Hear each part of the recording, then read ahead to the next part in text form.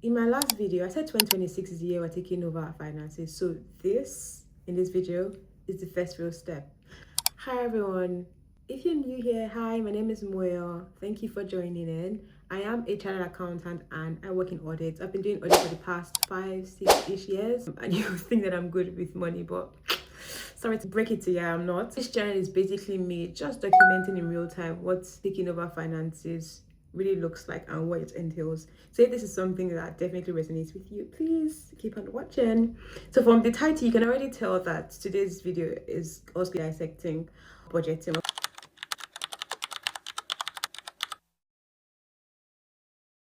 And I'll be completely honest with you, right? I'm not new to budgeting. I have been doing it for the past 4, 5, even maybe 6 years now. So it's something that isn't particularly new to me. I would say that if you're definitely looking to follow along with me, I think that what's important for you to first do is to track your expenses. If you're like me, that absolutely hits when you get into too much detail about something, like it's just boring.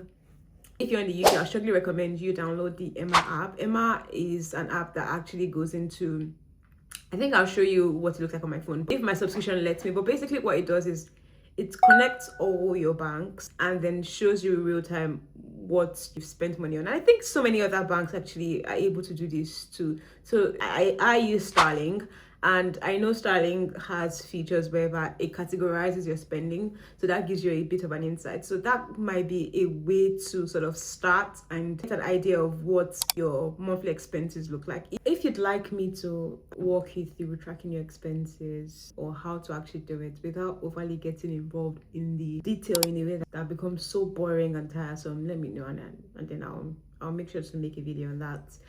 For budgeting, I do have a link. It's a free link. I'm not getting paid or anything like that I used this year, which I would have linked in my description below. So like I said, I have been budgeting for the past 4 to 5 years, so it's not something that's new to me. And I'm sure you're wondering, so what is different this year? And it's a valid question. And so the tracker that I've mentioned, that tracker actually helps me to look at my budget in full, which is not something that I did previously. So I would just budget based off of whatever my income is for that month, and then whatever it is that's left of it, I move to my savings or investment account. And the funny thing is, there was just a disconnect between how much I had initially set or I targeted to budget at the start of the year and what I end up budgeting. For me personally, the reason why I budget is obviously first to track my spending, but more importantly, the reason why I budget is just so that I know how much I should be saving or investing, right? That's the ultimate goal. That's what would give us that financial freedom, financial stability, financial control that we desire. So at the start of the year, I would just create like an arbitrary figure that I feel like I should have saved by the end of the year, and then I would expect that I put a certain percentage of it every month, just so that at the end of the month, when I add everything together, it gives me that figure. But it's not realistic. So whenever I do my budget for that particular month and I realize that I've saved only a fraction of it, then I just feel quite defeated. I don't feel bad because it just means like I'm disappointing myself and I'm not meeting the goal that I set for myself. But again, it's not realistic because I think that your savings / investment would realistically fluctuate, and the earlier you're able to account for that in your budget, the more realistic your budget is and the less anxious you'd feel about money. So me looking at my year in full rather than having to do the budget every month, that's one. Two, the mindset change that makes me feel guilty whenever I don't hit a particular target because I've just set an arbitrary figure at the start of the year, which is not usually realistic. So I think that I definitely would implore you to look at your year in full and be very, very realistic. Let's look at the budget tracker together and let me show you how I would go about using it. So first of all, this is what it looks like. Remember, you can find a link in my description box. So that was the landing page that we first saw. Then you have your expenses and income tabs, and then you have a summary tab that basically pulls all the information from all of the first 2 free tabs and then summarizes it for you. So the first tab there is the landing page, and if you had any savings or investments from prior years, then you can include that there. And then what I do first is, instead of going to the next tab, the expenses tab, because it's just faster to fill in your income tab, put in some arbitrary figures, So that's if this person was earning £5,000 or dollars, and then yeah, I've just filled that in.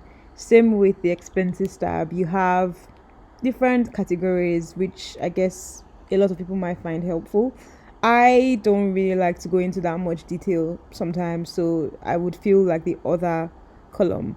And there's a caveat to this, I'll be honest, because you need to be really, really good with money, and you need to, I have been doing this for quite some time now, so I'm quite familiar with so many things already, so I don't need to go into that much detail, but basically just filled it. I've populated everything here, and I went ahead to include the miscellaneous and emergency categories because it wasn't there before, because I think they're both important. But yeah, this is what the summary tab looks like. If your expenses or income look like this, then you would have saved just over 4 grand at the end of the year. But and then it includes some nice graphs for you, so you can draw some insights on that. I guess it would be interesting to see if I'm actually able to hit the budget that I set for myself every month. So it'll be interesting to see what happens in February by the time I look at my January review, and then see if I was able to achieve the spending that I planned for myself. And I think one of the other things that I should definitely mention is, because I listen to so many finance professionals, and one of the things that you definitely, or you'd typically hear around everyone, is for you to split your income using the 50-30-20 rule. So basically what that means is 50% of your income goes towards your needs, so the things that you definitely need, 30% going towards your wants, and then 20% going towards your future. So basically your savings slash investments, right? And whilst theoretically it makes sense, but I do know that not everyone's financial situation would fit into that recommended bucket. Whilst it's a really good guide, I don't want you to bother yourself too much with that, because everyone's financial situation is different. So we're doing what works for us. But if it's something that you've not done before, it's a good starting point. But again, I wouldn't stress too much if you're not able to fit all of those buckets. Remember, we're trying to ensure that we're able to make small, consistent progress, which then helps us with that mental shift that we're actually looking to achieve. So yeah, don't stress too much about following the 50-30-20 rule, because if you're watching this video, chances are that you're also watching other finance videos. If this is something that you're just starting, we're not too far off, to be honest, and don't feel guilty. There's no shame here. We're all learning together, we're all figuring it out together, and what's important is that is something that you're currently looking at working on, and yeah, that's what counts, really. That's what counts. So if this video resonated with you, if you found this video helpful, please let me know in the comments, and please share, comment, subscribe, and let me know what category actually shocked you the most when you did your budget. Yeah, all right, thank you so much, and I'll see you next time. Bye.